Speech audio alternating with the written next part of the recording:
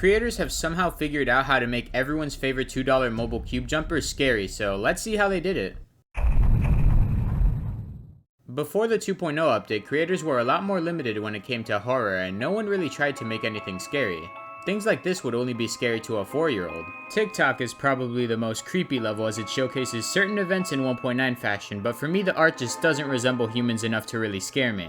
Oh, and there's 1.9 Slenderman. Hopefully that's the last we see of that guy. 2.0 is where things get a little more interesting. Now the move trigger exists and creators have less limits. One well-known level is the famous Wisteria by Triaxis. It contains similar art to that of TikTok, a late 1.9 collab. After all, Triaxis was part of the creation of both levels. The sequel to this level, known as Secrets of Wisteria, does a far better job at making me feel unsettled. Kids, remember not to play with needles, or strangers. I'd say what's more unsettling is the story behind the song of Wisteria, the level's background music. To make a long story short, a psychopath had an obsession with You know what? I don't want this video to get age restricted. Man, I really enjoyed the quarter I got in a mail a week ago. Another 2.0 level is Tape 666. Of course they use that number. It's pretty scary. Whoa, is this the Matmar face reveal? Freak, why would you do this? In all seriousness, there's Slenderman. Oh no, I don't want to see him again. Come on, none of you are scared by this? Well, luckily there's some FNAF levels.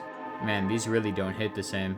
On to 2.1. Moving on, we got Lost Locked, which is like Deadlocked, but with a few jump scares. I actually really like the level design here. The lack of fundamental movements makes it feel really off-putting, like it's some haunted form of Deadlocked 1,000 years in the future. Which it is. Wow, nice analysis, Matt Mart. While there was occasionally a scary level here and there, it seemed that the horror trend was dying. Although, there was a savior. During February of 2020, a creator known as Small released Peaceful, and the name could not be more misleading. Yep, it has jump scares. You see this cutie? Not cute anymore. The level is borderline unplayable due to lag and it's obviously unrated, but who cares? Vibrant's NASA computer allows us to see this level in its entirety and it's unfinished.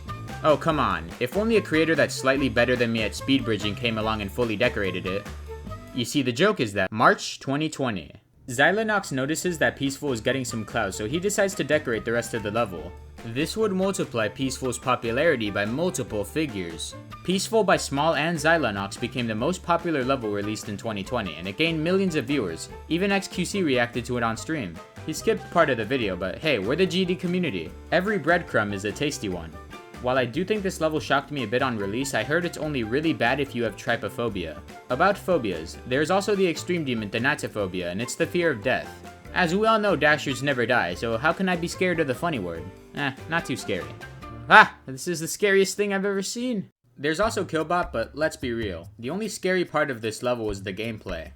Mr. Crazyhands, Timur, and Kidsmoke are all good-looking demons that have a dark essence, but none of them really scare me. There's some occasional creepy art, but come on. You guys didn't come here for me saying, meh, kinda scary. Even I have a weakness, right?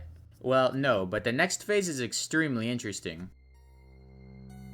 Well, 2003 Devin is a compelling figure. I have no idea why he does what he does.